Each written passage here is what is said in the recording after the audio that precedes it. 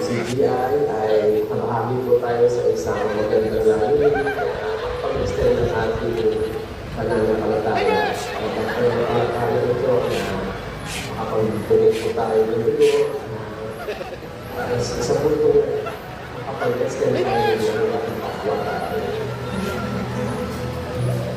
Ito po ay ginagawa ko dahil sa aking pananampalataya base sa Ginoo sa ating relasyon na gumawa ng sabuti sa lahat ay lalo sa kasambahay sa alam ko.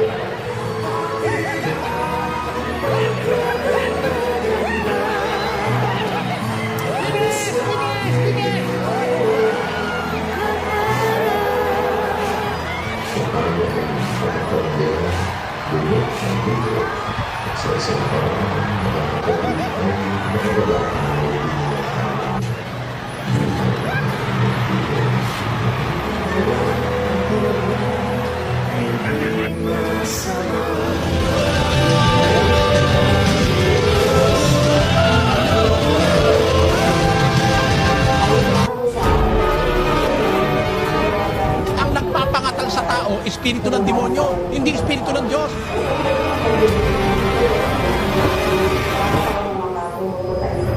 Wala man sa Biblia yun. Wala yun sa Biblia. Walang ginawa ang mga apostol na pinatungan ng kamay tapos natumba. Meron ba ganun? Walang isang bersikulo sa Biblia